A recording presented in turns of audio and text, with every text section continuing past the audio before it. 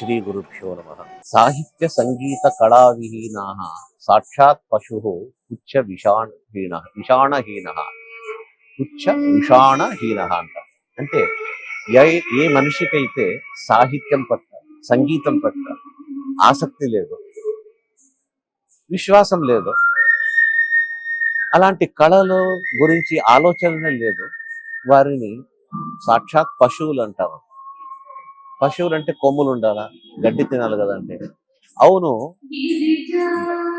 గడ్డి తినకున్నా, కొమ్ములు లేకున్నా, తోక లేకున్నా పశువే.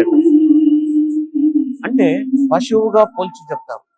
ప్రతి మనిషి పుట్టిన తర్వాత అతనికి సాహిత్యం పట్ల సంగీతం పట్ల అవగాహన ఉండాలని చెప్పేసి, ప్రీతి ఉండాలని చెప్పేసి ఆ దిశలో ఆలోచిస్తే ఈరోజు ద్వారం ఫ్యామిలీ వారు, ద్వారం అకాడమీ వారు ఎంత చక్కటి కార్యక్రమం చేశారంటే నిజంగా శ్లాఘనీయమైనటువంటి విచారణ.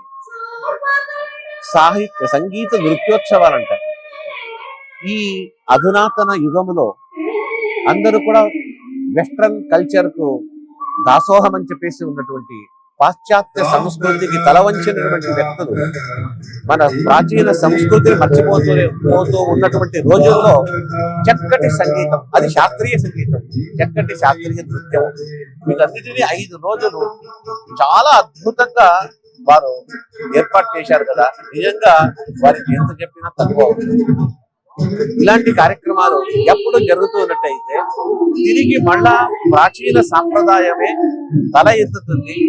మన పిల్లలకు భావి తరము ఉన్నటువంటి వారికి కూడా మన సంగీతం అంటే ఏమి, శాస్త్రీయ సంగీతం అంటే ఏమి, నృత్యం అంటే ఏమి, వీటి పట్ల వారికి అవగాహన కలిగి మళ్ళా ధర్మమయంగా ఉంటుంది ఈ ప్రపంచంలో. ఈ కార్యక్రమాన్ని నిర్వహించినటువంటి ద్వారం ఫ్యామిలీ వారికి వారు ఈరోజు సన్మానం చేశారు. ఆ సన్మానితులైన మహా గొప్ప పండితులు, అటువంటి వారికి అందరికీ కూడా నేను ధన్యవాదాలు. హరే శ్రీనివాస.